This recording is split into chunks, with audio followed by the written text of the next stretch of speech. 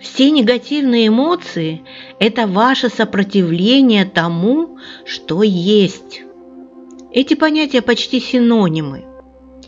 Негативные эмоции бывают разной амплитуды, от раздражения или нетерпения до свирепой злости, от депрессивного настроения или мелкой обиды до суицидального отчаяния.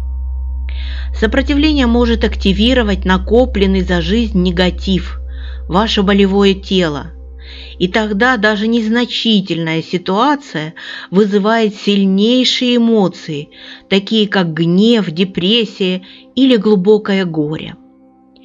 Многим людям кажется, что они могут через негативные эмоции привлечь в свою жизнь желательные обстоятельства или избавиться от нежелательных. Вы подсознательно верите, что ваше несчастье купит вам то, чего вам хочется. Ведь не веря в то, что несчастье вам на пользу, зачем бы вы его создавали? Конечно же, негативные эмоции никому не помогают. Наоборот, они мешают желательным ситуациям возникнуть в вашей жизни и не дают вам избавиться от нежелательных. А вот эго любит негативные эмоции, потому что они его укрепляют. Как только вы сроднились с какой-то негативной эмоцией, на глубоко бессознательном уровне вы уже не желаете никаких изменений к лучшему, потому что эти изменения не дадут вам чувствовать себя привычно депрессивным, гневным или пострадавшим человеком. И вы игнорируете и не принимаете все позитивное в своей жизни. Но негативные эмоции неестественны, они загрязняют вашу психику. То, что человечество загрязняет и отравляет природу, имеет глубокую связь с тем, сколько отрицательных эмоций накопилось в его коллективной психике.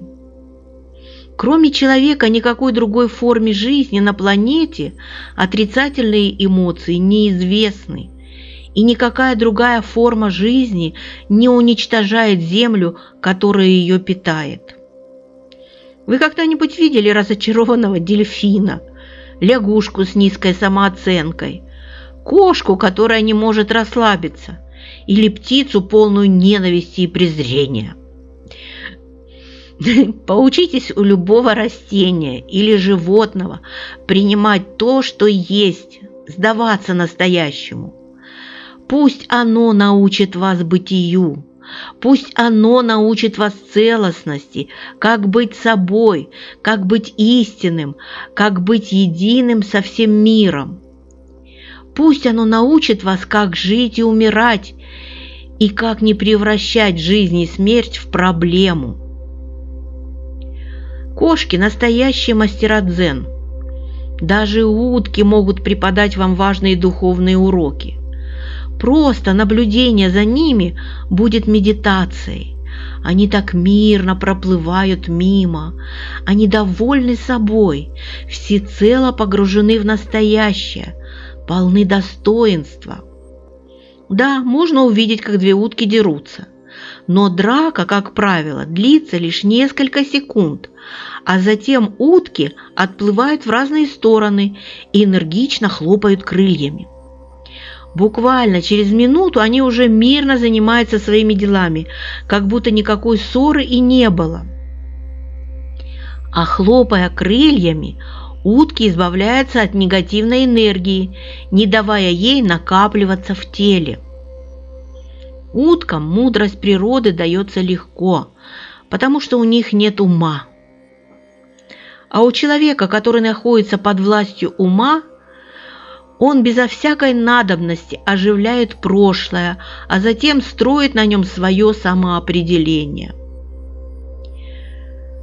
Может быть, вы захотите понять, что нужно изменить в своей жизни, проанализировав повторяющиеся отрицательные эмоции. Они, как и болезни, действительно могут о чем-то говорить. Но если сначала не изменится уровень вашей осознанности, Любые изменения, связанные с работой или отношениями или вашим окружением, будут всего лишь косметическими. Необходимо только одно – больше присутствовать в настоящем. Определенный уровень присутствия напрямую дает возможность понять, что изменить в своей жизненной ситуации. Негативные эмоции уже не нужны для этого. Но пока они еще возникают, пользуйтесь ими как будильником. Любую замеченную вами негативную эмоцию или мысль считайте полезным сигналом. Он говорит вам: проснись, вынырни из своих мыслей, присутствуй.